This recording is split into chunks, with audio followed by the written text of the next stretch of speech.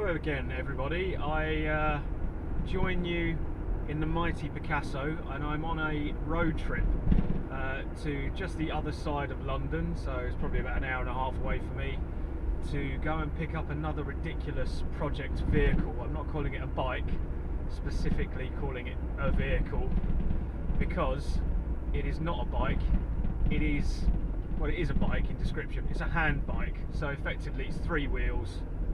It's a hand bike, similar to what I test rode in Portland at the Pacific Trike Fest, which was an epic event. You'll be able to see the video in question. The link is in the description below. That was a great holiday, and I went to Pacific Trike Fest and I tried a number of different recumbent trikes and other bits and pieces, crazy things. And in amongst all the craziness was a hand bike and an electric version of said hand bike, both of which I rode, and they were immense. They were great fun. Very hard workout, because obviously you've got smaller muscle groups in your arms, particularly going up a slight hill. Intense workout, but really good fun. Really good fun. And excuse me, there, idiot driving ahead of me. Yeah. Anyway, so I am en route to go and pick up one that I found on Facebook Marketplace randomly. There is a rhyme and reason behind this madness.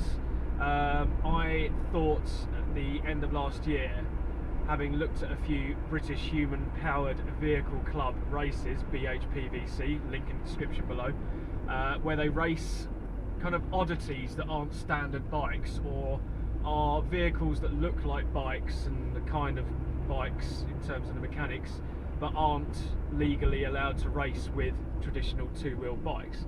So the HPVC is a championship, kind of fun and serious sections of which there are, where you can race these machines like recumbent trikes, recumbent bikes, probably portable bikes as well, foldable bikes, the Dahones, and what else? Other brands are available of those type of bikes, Bromptons, and hand bikes. Hand bikes are included in that. So I thought, I'm going to be weird. I like weird things. How many people have got a hand bike that genuinely are going to ride it without any physical disability? Said physical there, made a point of saying that. And I thought it would be really interesting to do a kind of video series on this machine and some upgrades and the racing thereafter as well. Now the series, obviously like everything else, is on lockdown at the moment. It was meant to start next month down at Hillingdon Cycle Track, and one that's relatively local to me as well, Redbridge, was the month after, so that's what kind of spurred my interest, because they were quite easy to get to. But it probably will resume at some point, maybe late May, June time, all being well with the world. And it'll give me an opportunity to showcase this and do some interesting videos, so I thought, why not? And I got it for a ridiculously cheap knockdown price. It does need some work, and once we get there and I get the vehicle in question in the back of the mighty Picasso, get it home, I will give you a very brief tour and rundown of the machine, and probably point out some bits and pieces that I'm looking to upgrade and things that I will look to change or clean up and modify in due course. And now I've got a bit more time to do that before the racing starts. We might be able to do quite a lot of interesting stuff with it. So watch this space, bear with me while I drive and collect it, and I will show you it shortly. Stay tuned. So, by the magic of YouTube, it is tomorrow. The bike is unloaded, and I can give you a quick tour in daylight rather than the murky light of yesterday evening. So here it is, as you can see. It's a fairly sleek looking beast, very low slung obviously, and that seat can be put into an almost horizontal position, which is really where you want to be for racing it. I use the term racing very loosely. You've obviously got the fixed wheels at the back, so you don't have any brakes there. You've got a traditional caliper brake to the front.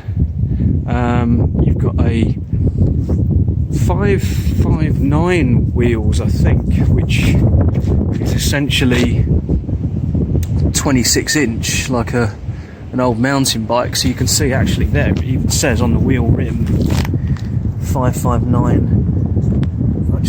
There we go, 559 by 19. 26 inch by 1.75, so it's actually, yeah, effectively 26 inch road bike wheel. So you can see here, say we've got these rather nice Shimano, albeit old, SLR caliper brakes. You've got your gear shifter on the right hand handle. This isn't like an erg, by the way, so you're not cycling in a kind of opposing motion with the different hands. You're cycling in the same forward motion, if that makes sense. You can see these are both angled in the same direction. So you've got your brake here, see that? That's seized, so that will need to be taken apart and cleaned. Might even just need some new cables. We've got a triple chain ring, and we've got that mated to an 8-speed cassette here. So the wheel is currently buckled. Well, it's not buckled, it might just need truing, as I mentioned last night, so I'm going to take that off, have a look at that and see if I can fix that. This is where your feet lay, so you kind of lay, if you imagine that's your foot, you'd be sitting kind of heel down like that, really accentuating that horizontal position. And these can be moved backwards or forwards to suit your height. These are currently set up for someone a bit shorter than me, so that'll be moving. Got these lovely machined parts though. You can see where the 9mm quick release wheel goes in there. Really good quality stuff.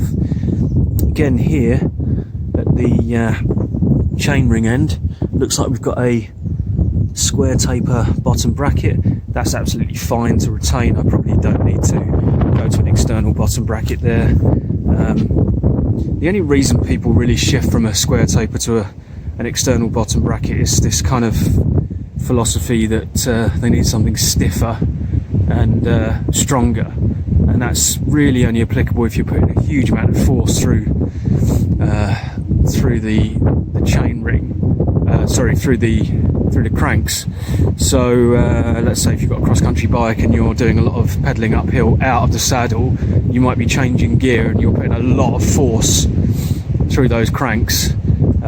You don't want to be bending the bottom bracket, so that's where an external bottom bracket is good. But here, I mean, even if I had the arms of the Hulk, I wouldn't be snapping a square taper bottom bracket, so that can stay. This will just get all taken off, get the rust removal treatment, sit in a bath overnight of that stuff, and that'll get cleaned up. Some nice kind of faux carbon fibre bits here. That's the chain guard, so it'll be an 8-speed chain. That'll come off, I'll clean that. Got a Shimano Dior, probably medium cage derailleur, I'd say. That'll come off, I'll clean that, and may even switch that over because I've got some Shimano XTR stuff that I can switch that with. Chainring is all good, but I may switch that around as well, see how I feel. Otherwise, it looks to me from those worlds like this is a steel box frame, so effectively the chassis is a very lightweight steel box frame. It's just starting to kind of, I suppose, would you say, oxidise slightly, so I'm going to give that a clean, and then at some point I might get that shot blasted. You can see here in terms of the way that this mechanism moves, it's actually very similar to your standard bike. So you've got this is where the fork would be on a mountain bike, and this is essentially your forks here.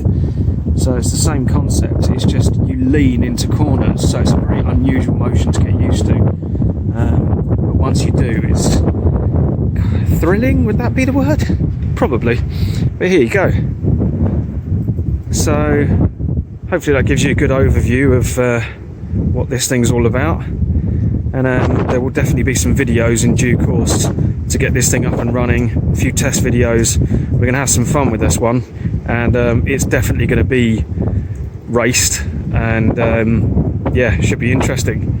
Stay tuned for more action on this particular beast. Thanks for watching. Stay safe, guys.